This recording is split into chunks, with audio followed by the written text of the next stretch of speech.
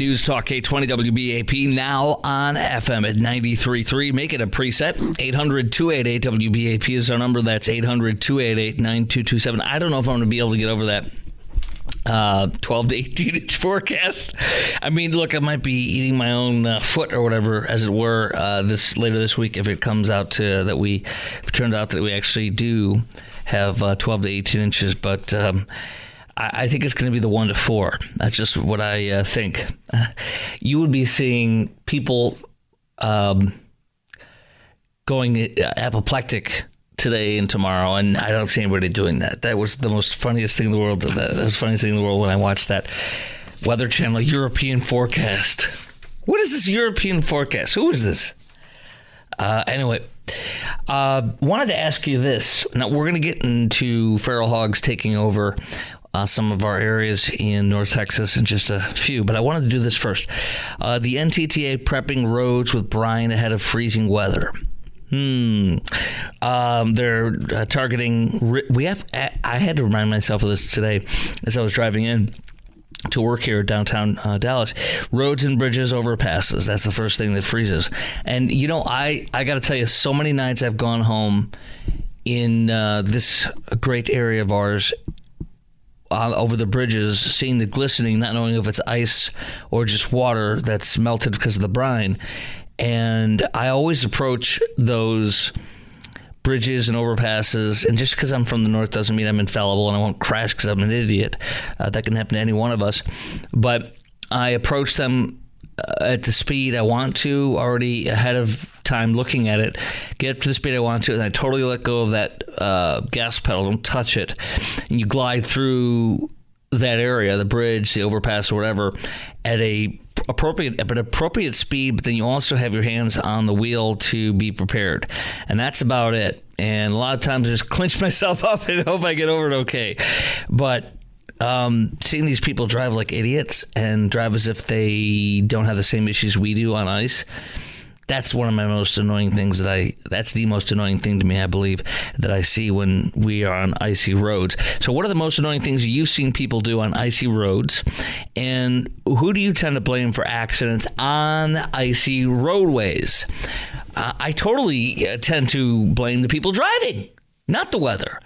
The weather comes, it's our job to know what's going on. You don't get in your car and, you go into whatever and not know what's going on, and then you go, oh, it's the weather's fault. No, it's your fault. That includes me. So I blame people. Some things that we can't anticipate, like if something's not supposed to be there for the average person, that's different. But otherwise, for most of us, no, it's us. And the most annoying things I see people doing on the roads, the highways and such, when it's icy, is, as I mentioned, truck speeding, think they have license to do whatever they want because they're a truck when it's still rubber on a road like my tires. But then going slow in the fast lane. Well, there's ice in the green, go slow. Well, then get out of the fast lane. Well, there's ice in the green. Get out of the fast lane. It's that simple. What are the most annoying things you see people doing on icy roads? 800-288-WBAP is our number. Line's wide open. We got time to chime in right now. We'll pop you right on. 800-288-WBAP is our number. Guess what else? The flashing hazard lights. The flashing, caution lights, whatever you want to call those, the hazard lights. Don't you love these people that drive around with hey, there's ice on the ground. You didn't know. Flash, flash, flash. Oh, you didn't. Well, listen, I'm here. Hey, pal. I don't know if you noticed, the roads are a little difficult right now, pal. Yeah, flash, flash, flash. Slow down. Get out of here. I think I mentioned this the other day. I was coming from here, and I think it was from here, and it was just from downtown. It was either church or here, but I believe it was here because it was at night, obviously. So I'm coming home, and I see almost every single person. I'm going from Woodall Rogers, heading northbound onto 75. There's a massive little interchange there, not too massive enough. And I'm getting onto 75, heading northbound, and almost every single freaking car, a field of cars in front of me, flashing their hazard lights. It's like, ooh, be careful, there's a nuclear apocalypse ahead. Slow down. What are you doing? What's wrong with you? Why are you flashing your stupid car? I was astounded when I found out that was actually legal to do here. This is the most self-righteous, annoying, stupid thing in the world. For you to flash your lights as if to tell me some kind of a message. My message can't be told in the light, in what the lights are doing on my car. It's something else. But I don't do that. I don't do that. My wife does that sometimes. And her friends listen to the show, and then she goes, "What did you say?" What do you mean? No, I didn't say that. No, they always take it and blow it up and make it worse. But all right, so what are the most annoying things you see people doing on our icy or snowy roads? And who do you tend to blame for these accidents on the icy roadways? The weather or the freaking person driving the car? I shouldn't have to ask you that question. 800-288-WBAP is our number. 800-288-9227. So going slow in a fast lane, thinking since you drive a truck, you can somehow drive better than I can or drive faster than I can, and then flashing your caution lights at me. Get out of here with that. So what is it really doing? Why are you concerned about me? I'm totally... Oh, tailgating. Okay, yes. Producer Matt says tailgating. That's your biggest thing in this weather? Now, the guy that nobody's going to follow on the news here, right here I have in front of me, though, says you give you want at least three times more space for the person in front of you. Tailgating in this weather, there is absolutely no excuse for that. I will agree with you on that. However, I don't tailgate except when some idiot is in the fast lane. I did do that a little bit today coming in, I'm not going to lie, but it wasn't on a bridge or a road. It was a truck in the fast lane, like a semi. Well, get out of here. What are you doing? Well, I'm here to mess with your life, Chris. You're doing a good job of it. All right, enough of that. Let me just skip to, I'll give you a forecast. We're all going to die. It's going to be snowing, and we're going to freeze over, and we're not going to have enough food, water, and all of our cars are going to be stranded. We're all going to die, okay? That's your forecast. Your sunny and rosy forecast. Maybe not. All right, coming up next on the Chris Crock Show. I just can't go out there and start blasting, says one man who has been inundated with feral hogs in the Metroplex. There is an entire area of the Metroplex is being attacked right now by feral hogs. Their yards are being destroyed. They replace them and they get destroyed again. As you know, if you've heard me, I spend a lot of time in my yard. I love doing my yard stuff. Absolutely love it. And it's a burden and a joy all at once. And so I would be outrageously apoplectic at the idea of a feral hog ripping up my lawn, and I would go nuts over it. I would do everything I can. So I want to also put out there about this as we approach our next segment for you to ponder about is not just a feral hog, but any kind of wild animal that has been disturbing you at your house. A nuisance. Maybe it's living under your porch. Maybe it's ripping up your yard. Maybe it's trying to eat Fluffy. How have you gotten rid of wild animals plaguing your property? How have you gotten rid of wild animals plaguing your property? Whether they be feral hogs, squirrels, rabbits, possums, coyotes, birds, feral cats. We'll have a lot of fun with that. And what can you do to that feral hog that's ripping up your yard in the middle of the night? 800-288-WBAP is our number, 800-288-9227 on News Talk 820 WBAP, and now on FM at 93.3. Well, Chris Crock Show, News Talk 820 WBAP, now on FM at 93.3. Make it a preset. 800-288-WBAP is our number, 800-288-9227. That's 800-288-9227. Hey, by the way, follow me on Facebook, Twitter, and Instagram, all the same handle, at Chris Crock Show, at Chris Crock Show, CHRISKROK. Okay. A lot of what I talk about and what you hear is on my Twitter feed, at Chris Crock Show, CHRISKROK. Shame on you if you still haven't followed me. Shame on you. This is Irving, near Valley Ranch suburb. Irving is being inundated in that area, including by Barbara Bush Middle School, with feral hogs. And people are waking up and seeing their whole yard ripped to shreds, not knowing what it was or what it is. and it is feral hogs. And here's one guy who talked to, this is from WFA TV Channel 8, our media partner, with one of these guys that's really been under siege from these feral hogs. My first thought was like, well, I could go shoot them, but like, yeah, I'm in the neighborhood. I can't just go out there and just start blasting. Well, he decided to start hitting the feral pigs with slingshot. Paching, paching, and he says it worked. But not until his yard was ripped up horribly. And the city of Irving has hired a wildlife contractor. Neighbors are growing restless after repairing dug-up yards, only to have them rifled through again by the snouts of wild pigs, says WFAA. So I want to ask you, and we'll get more in depth into this in a minute, but how have you gotten rid of wild animals that have been plaguing your property? 800-288-WBAP is our number. That's 800-288-9227. Lines wide open. We have several minutes for you to pop on. So do that. How have you gotten rid of wild animals plaguing your property? Now, he says you can't show. I realize I live in a suburb. I can't just shoot them. I will tell you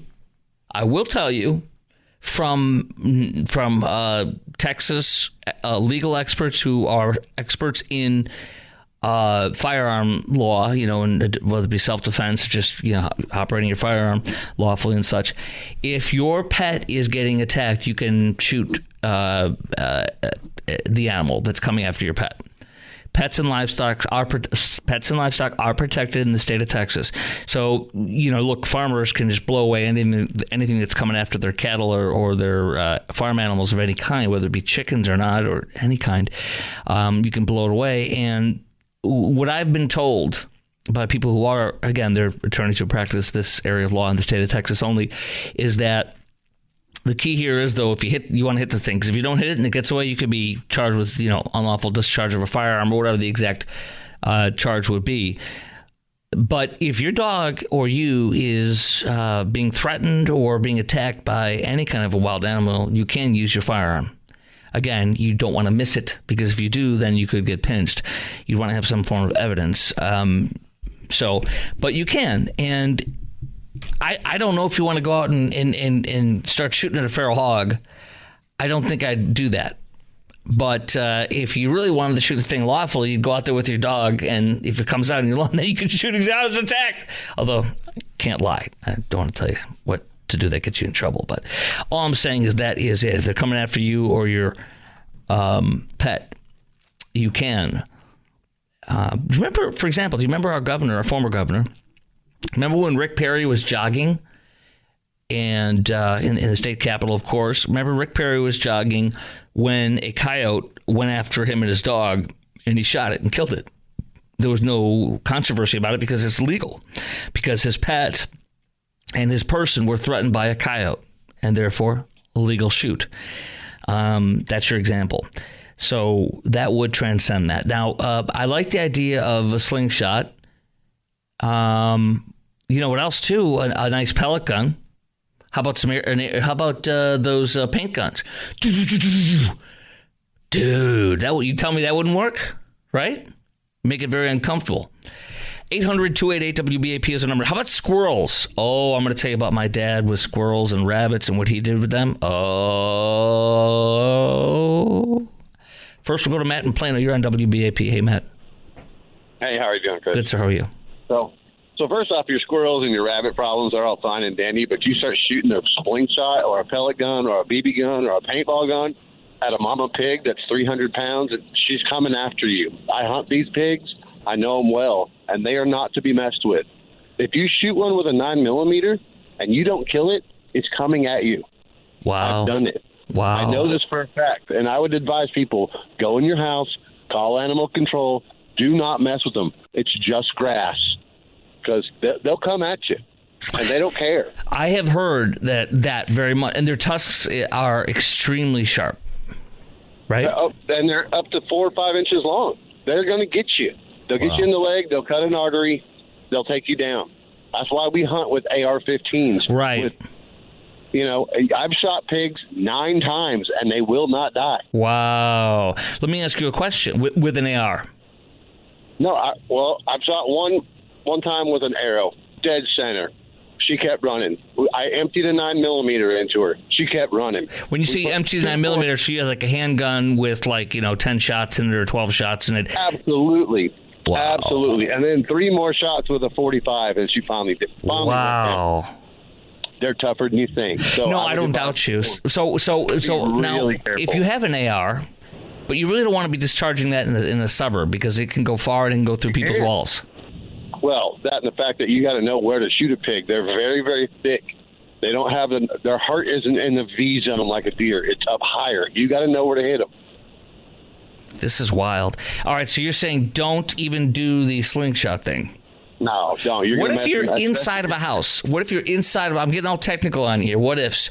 I'm going to what if you to death. What if you're in your house and you fire it from a paint gun, for example, paintball gun, from inside of the house?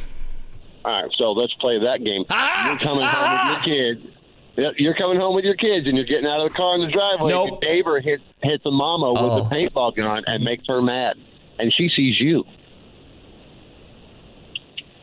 Well, I mean, I'm saying I don't see neighbors around. Well, these things they'll come back. Because let's be honest, though, too, Matt. This is like the Paperboy in Better Off Dead from the '80s. Remember that the Paperboy keeps coming back to the whole movie. I want my $2. Where's my $2? I want my $2. So these hogs gonna keep coming back. So wait, hold on. We're talking about at night. I understand, but listen, your show's going, but I would just caution people to just take a picture, note it, call the animal control, let them know. I'm not doubting you. They stay in that certain zone, and then what they're doing is they're rooting. That's what the tusks are for, is to dig the ground up and get to the roots. They eat it, they'll go to the next yard. There's nothing we can do, though. They did $1 million worth of damage in one night to the Trophy Club golf course about 3 years ago. One night. What'd they do? They just destroyed the greens in one night. But what did they do to the animals? Did they stop them? They don't do anything. Well, we can hunt them out there in Grapevine. They're legal. Okay. The rules in the Texas book. Wait, let me put you on hold. I want to hear a little bit more about this part. Stand by, okay? All right, I want to hear about, if you can do it in Grapevine, then obviously you can do it in other suburbs. How does that work? How can you do that? And I'm not doubting you. I'm not saying I know better than you. I do not. But we'll continue talking to him. Plus your call. I want to tell you about how my dad in the suburbs he's not in the suburbs anymore, but how he handled the squirrels, the rabbits, those small ones like that, what he did. And it's a hobby that some would think is not good. We'll talk about that coming up next. It's Chris Crock. 4 lines open, 800-288-WBAP on News Talk 820 WBAP, and now on FM at 93.3, 800-288-9227 is our number. News Talk 820 WBAP, and now on FM at 93.3. Make it a preset.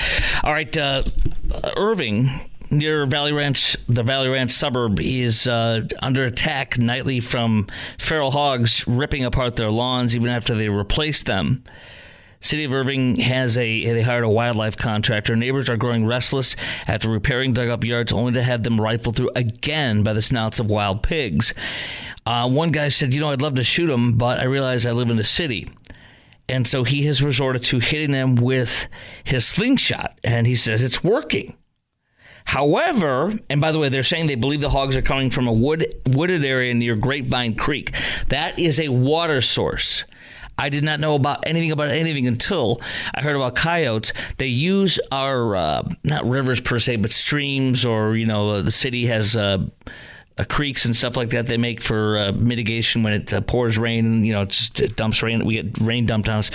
But those are the superhighways. They go up and down those. Coyotes do. Now, as far as, what do you call it, feral hogs, I don't know. But we do have somebody who hunts them, Matt in Plano, and he says, dude, I know you mean well, but these things are bad. You don't want to attack them with anything.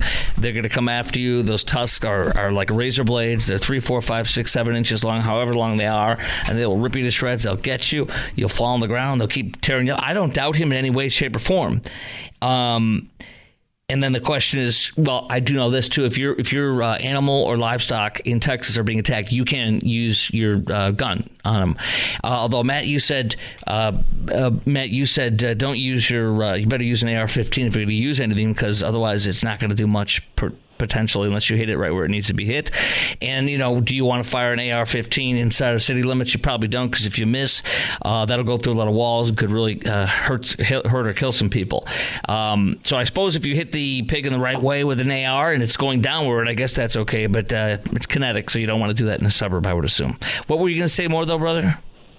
Well, and you were just saying coyotes. Now, I'm in Plano. And not 400 yards from my house is a nature preserve. We've got coyotes that walk by the house. We've got bobcats that walk by the house. They're everywhere. We moved into their area. You got to realize all the I don't want to hear that one. All that stuff is pushing these animals into the suburbs. It's just like the mountain lions in California. It's not like they just showed up. We put up a house in their area. But at Grapevine and Trophy Club, there's a line right there, and it goes into that whole lake wooded system, and they are everywhere. They put up a fence, a hog fence. Well, the people that live there in these $1 million homes thought it was a privacy fence to keep their kids from going in the woods. It's to keep the pigs from coming into the city. Wow. Does it work? That's what it's for. Oh, yeah. Well, it works fairly well. After the Trophy Club got destroyed, they knew they had to do something. So I know what you're talking about in Irving, and they're getting pushed in from Grapevine. Okay, so you said you can a golf club or trophy club. You said I forget what you said, but it was a golf course. A golf course. They ripped it to shreds. They just devastated it. And then you said that you could do some hunting though on Grapevine or something. Tell me about that. What is that? Absolutely, the Corps of Engineer property. We hunt deer out there. I've shot some of the biggest deer in my life at Grapevine. You just need a license for hunting if you're on public land, is what I understand. Even if it's for a boar. Yeah, you have to have a hunting permit, and you don't have to have a hunting license for pigs. Right, exactly. In Texas, because they're invasive. Texas, right. Yeah, in Texas, it says, by any means necessary to kill off the feral pig. Exactly right, because they're a nuisance. And our traps that we build are steel traps because they will destroy somebody. You kind of put a pretty stout trap to keep a pig in, or they will get right out of it. All right. Anyway, I just wanted to let your people know. Just be wary. Now, watch out for them. One last thing before I let you go. You were saying don't use your paint gun and all that. It'll come after you. But I said, what if you shoot it from inside of your house? Then you said your neighbor. But I'm talking about late at night, 3 a.m. Nobody's outside. Yeah, you crack the window open and pop one. They may run. But if they're going to come right back if they have the food source. They don't care. It's hard to hurt one. They're pigskin. You got to think about it, how tough they really are. Yeah. You might annoy it, and it's going to go to your neighbor's yard. But if you don't like your neighbor, then I guess that's a good way to do it. All right, brother. I appreciate your call. Thank you, Matt. All right, 800-288-WBAP is our number. 800-288-9227. How have you gotten rid of wild animals plaguing your property? Not just feral hogs. How about squirrels, rabbits, possums, coyotes, birds, feral cats, bobcats? 800-288-WBAP is our number. That's 800-288-9227. Now, let me tell you. My dad's older now, so he doesn't do this. But when he was younger and in a particular suburb, he developed a nasty habit. He hated the squirrels and the raccoons, any of these small creatures in his yard eating his garden or eating his plants. And so he became obsessed with hunting these little things with a BB gun. And he was getting incredibly talented with this. My mom would tell me the stories. He developed a system because he's in the suburbs. You don't want your neighbors to see you walking around with a gun shooting stuff in your yard in the suburbs, especially if they're liberal Democrats, they're going to call the cops on you. Even if it's only a BB gun, a liberal doesn't even know what a gun is. Or that's an automatic rifle. Do you know what that means? Get out of here. But, that AR-15, it's a weapon of war. Okay, so he stuck a weapon of war outside and he was shooting things with it. Okay, so my dad had a BB gun or pellet gun, whatever it was. I don't know. He probably got a pretty nice one. He developed a routine. He would open up his window, or as some of us say in Texas, his window. He opened up his window and he would stick the barrel in the window, but he wouldn't go outside so the neighbors could see a barrel sticking out. So he would aim from his sniper's nest was his home, and he would have the window open, and he would aim without the barrel extending outside so neighbors wouldn't see it, and he would pop these things, and he got really good at it. He would pop them, And he was over at my, when we used to live in our radio climb of fame, little by little, working our way up from smaller markets to larger markets, my wife and I. When we were in Madison, Wisconsin, doing a talk show about a year after 9/11, we were there for about 2.5 years, and my parents weren't far away from us. They came and saw us. We're sitting on my balcony at the apartment complex we're at, and he's like, oh, look at those things. He's like eyeing the squirrels. He wants to pop them. So, that was one thing that people do. I'm going to tell you my thing about possums. I don't have a problem with possums. We had a little family of possums, apparently, living underneath our shed, and which is right next to the house. But and my dog would chase them and bark, my little 7-pound dog. And once I realized they were under there, I looked up possums. They don't harm us in any way, and maybe you disagree, but I'm not aware of them harming us in any way, shape, or form. I had no problem with them. I said, whatever, we're going to leave them alone. We're not going to bother a possum. I don't care about the possum. Squirrels, I don't care about either. There's no issues with them. If they're digging in my house, then all hell's going to be made to pay on that. But coyotes, they're everywhere. They are everywhere. And, being somebody who has a dog, apparently if your dog is under 20 pounds, you're at risk of it getting snatched up and eaten. Same thing probably with the bobcats. So if you see some of those, you need to be aware. And, look, there is an ongoing debate in my home about whether or not we should allow the little dog. We have a 6-foot fence, which is not enough to stop even coyotes or bobcats particularly. Trust me, I've seen the videos on news. I'm sure you have too. But We have a still long ongoing debate of whether or not we should accompany the dog at night when you let her out in the backyard with the fence. And my wife, her whole line is, God, she mocks me, and she lets the dog go out, and I'm in the room, and she goes, "God be with you, may God be with you, Godspeed." So, my son is always worried about the dogs. He'll go out and accompany her. I'll do half the time. The other half the time, I'm like, So my wife's lulled me into complacency. And then one day, that little dog that we love so much might have a problem. So it's something to think about. But you could always use that method my dad did. If you have a problem with rabbits, squirrels, eating your plants. And there you go. Oh, I forgot to tell you about the most amazing thing of all, feral cats. I became so skilled at going after feral cats. My neighbor called me the Cat King. And I apologize if you've heard this story before, but I was the Cat King. I did not ask him for a title. He gave that. He goes, I told him, I said, look because we had a neighbor that was feeding those stupid things, and you could see those things out there, and they're everywhere, And so here's what happened to me. I came home one night, and those things were mating on my front lawn. Those sick things are just, they're mating, and they're coming in, they're freaking going to town on each other in the middle of my lawn. And I'm like, what in God's name is this? There's a cat orgy in my front yard. Second of all, hold on. I would be doing the lawn. Two things. I'd be doing the lawn, and I would have cat crap all over the bottom of my shoes. And we don't have a cat. Lastly, my little dog I've described to you comes in the house with cat excrement on her face because she eats it because that's what dogs do. I'm serious. There's something that was it. Freaking war on my home, on my house, okay? Okay? Mm-hmm.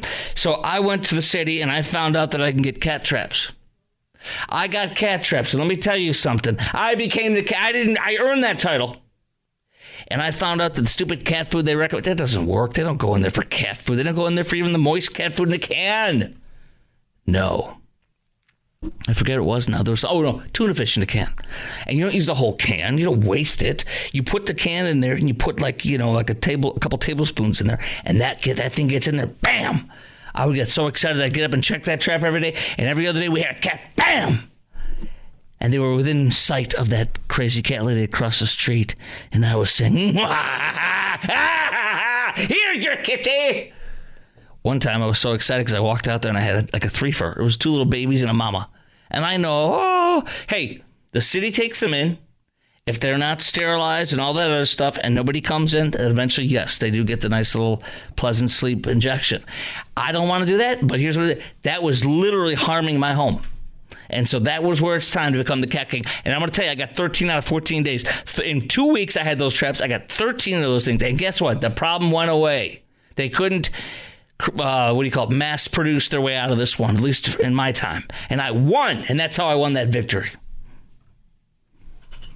They know my name at Animal Control.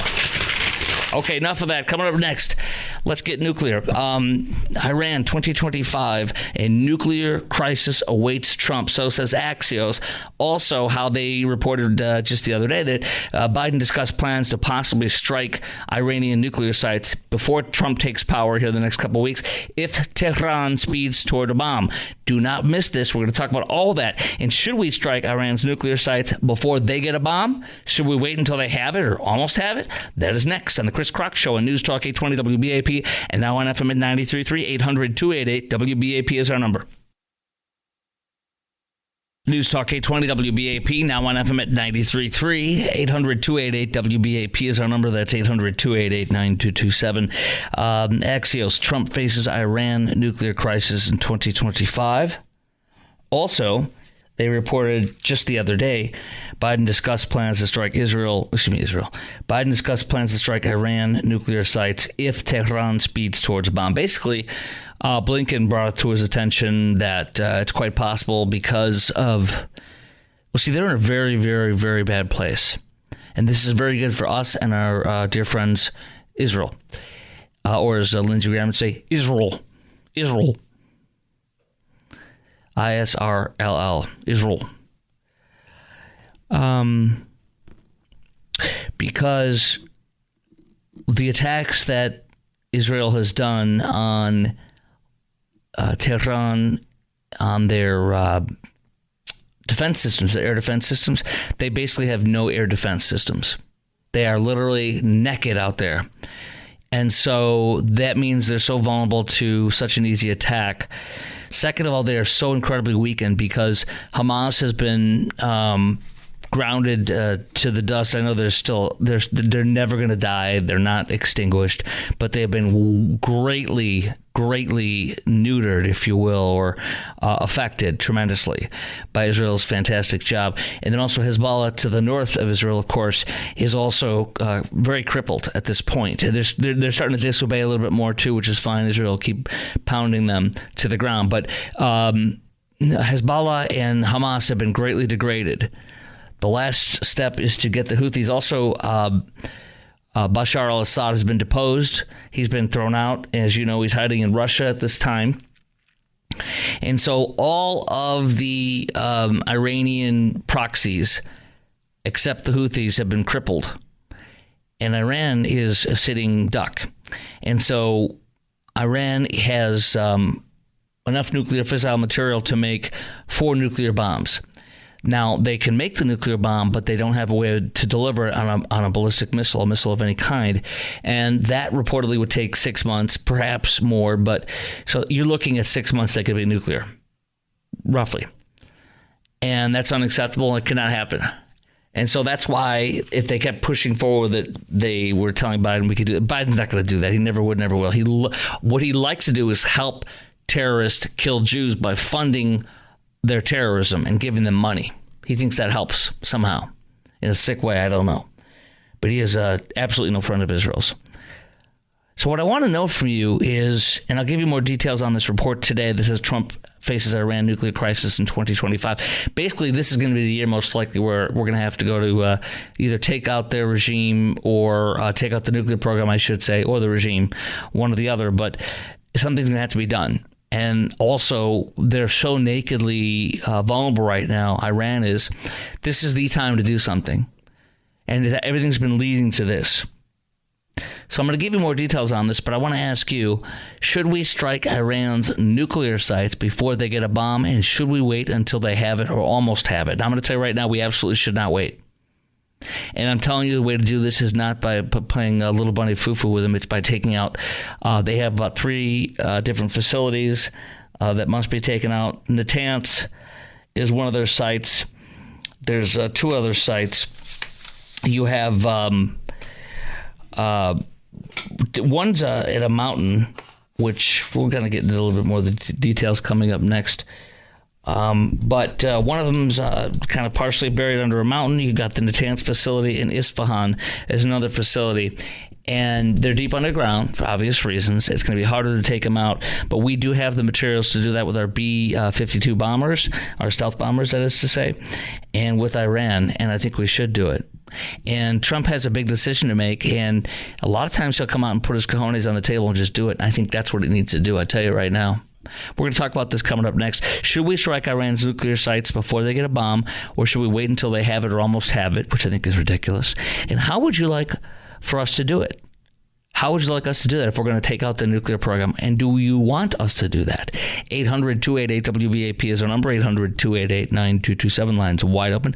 Chime in right now. I'm going to give you a lot more details on why we need to do it now and how much of a crisis this is. Whether or not we want to face it, it's coming up this coming year. This year, actually, 2025, now that we're here. All that is next. I'll give you more details on it coming up next. Chris Crock Show on News Talk 820 WBAP and now on FM at 93.3. And look, even if Iran decided to build a bomb, it would need to develop a nuclear explosive device or warhead. I'll give you more details on how long that'll take as well coming up next.